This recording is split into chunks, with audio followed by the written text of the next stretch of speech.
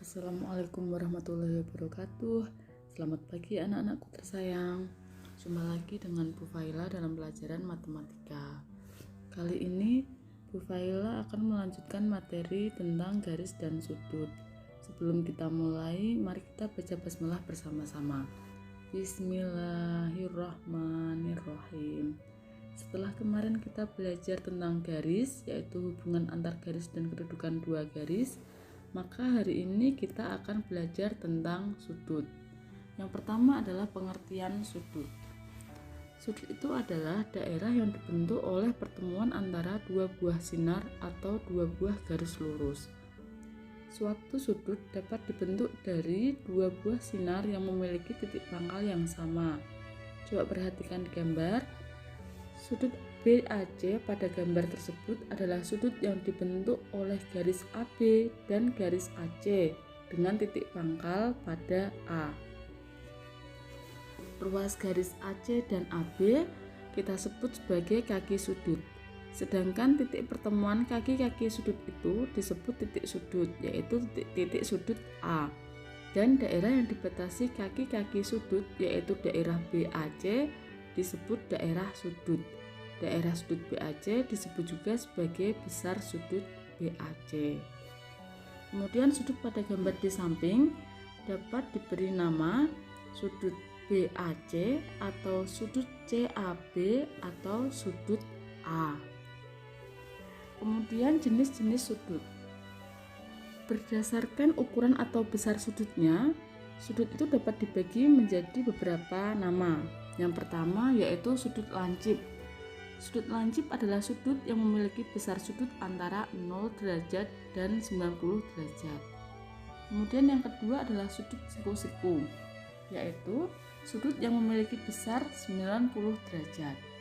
Yang ketiga sudut tumpul, yaitu sudut yang memiliki besar sudut antara 90 derajat dan 180 derajat.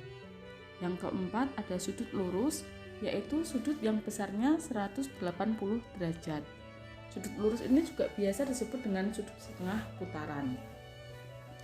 Yang berikutnya yaitu sudut refleks. Sudut refleks adalah sudut yang memiliki besar antara 180 derajat dan 360 derajat.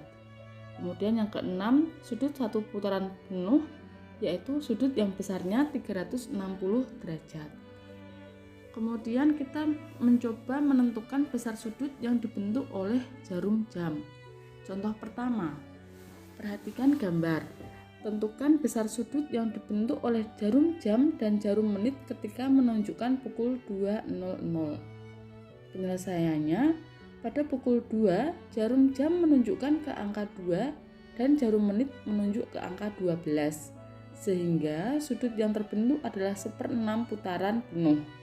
Sehingga besar sudut yang terbentuk adalah 1/6 kali 360 derajat sama dengan 60 derajat. Selanjutnya mari kita cermati pengukuran sudut yang terbentuk oleh jarum jam dan jarum menit pada waktu-waktu yang lain. Perputaran waktu selama 12 jam, jarum jam juga berputar sebesar 360 derajat. Akibatnya, pergeseran setiap 1 jam adalah 360 derajat dibagi dengan 12 jam, yaitu 30 derajat per jam. Contoh yang kedua, tentukan besar sudut yang dibentuk oleh jarum jam dan jarum menit ketika menunjukkan pukul 3.25. Penyelesaiannya, perhatikan jarum jam pada gambar yang berwarna merah muda. Jarum jam tersebut menunjukkan 3 jam lebih 25 menit. Dapat juga ditulis 3:25/60 jam. Karena tiap 1 jam jarum jam bergerak 30 derajat, maka 3:25/60 kali 30 derajat ketemu 102,5 derajat. Kemudian langkah berikutnya, perhatikan jarum menit yang berwarna biru.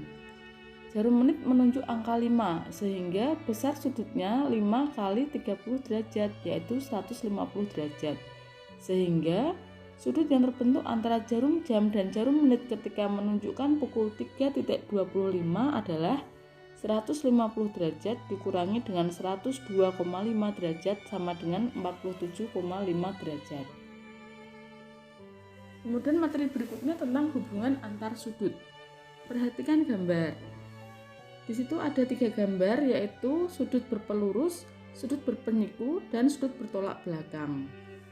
Yang pertama kita bahas sudut berpelurus atau bersuplemen. Berpelurus diambil dari kata dasar lurus. Sudut yang dibentuk oleh sebuah garis lurus adalah 180 derajat. Dua sudut disebut saling berpelurus apabila jumlah kedua sudut tersebut adalah 180 derajat. Sudut yang satu disebut pelurus dari sudut yang lainnya. Dengan demikian, misalkan ada sudut ABD dan sudut CBD saling berpelurus, maka sudut ABD ditambah dengan sudut CBD sama dengan 180 derajat. Sudut CBD disebut sebagai pelurus dari sudut ABD. Kemudian kita ke contoh soal. Jika diketahui sudut ABC sama dengan 112 derajat, tentukan besar pelurus dari sudut ABC.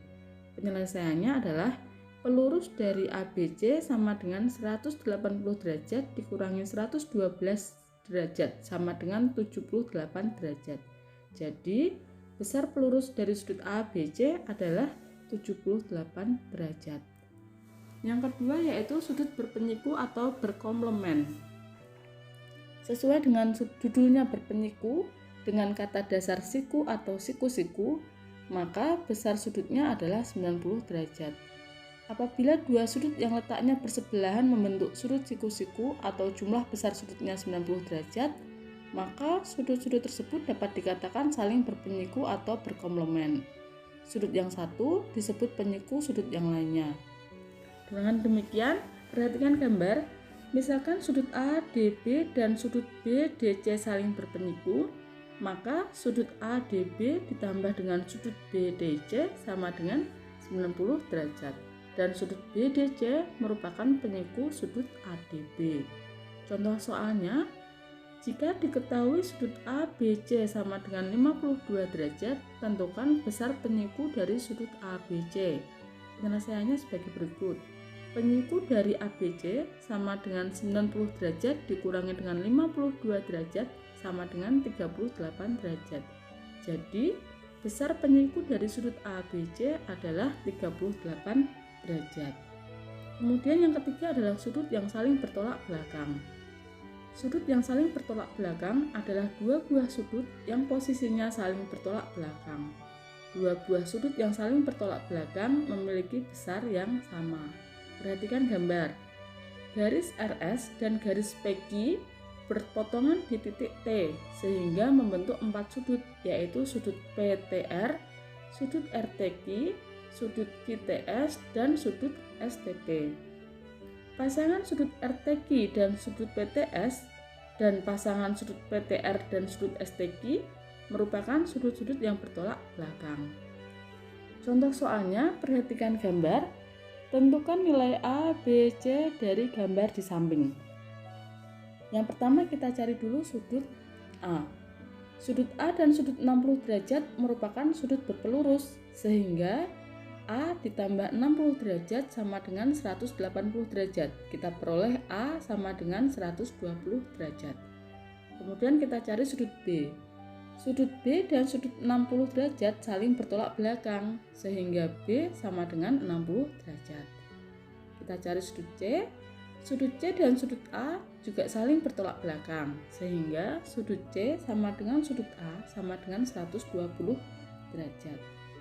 Kesimpulan yang dapat kita ambil dari pelajaran hari ini adalah jenis sudut berdasarkan besar sudutnya dibagi menjadi sebagai berikut. Yang pertama adalah sudut lancip, yaitu yang besarnya antara 0 derajat dan 90 derajat. Yang kedua yaitu sudut siku-siku, yaitu sudut yang besarnya 90 derajat. Yang ketiga sudut tumpul, yaitu sudut yang besarnya antara 90 derajat dan 180 derajat. Yang keempat adalah sudut lurus, yaitu sudut yang besarnya 180 derajat. Yang kelima adalah sudut refleks, yaitu sudut yang besarnya antara 180 derajat dan 360 derajat. Kemudian yang keenam adalah sudut satu putaran penuh yang besarnya adalah 360 derajat. Kemudian kesimpulan kedua, Sudut-sudut yang bersebelahan dikatakan berpelurus jika jumlah sudut-sudut tersebut adalah 180 derajat.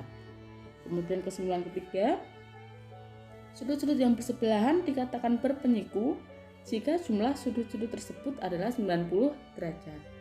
Kesimpulan keempat, dua sudut dikatakan saling bertolak belakang jika posisi kedua sudut tersebut saling bertolak belakang. Kemudian besar sudut yang saling bertolak belakang pasti sama. Demikian yang dapat Ibu sampaikan. Semoga bisa dipahami dan tetap jaga kesehatan ya anak-anak. Jangan lupa selalu terapkan 3M ketika dimanapun berada. Terima kasih anak-anak. Selamat pagi. Wassalamualaikum warahmatullahi wabarakatuh.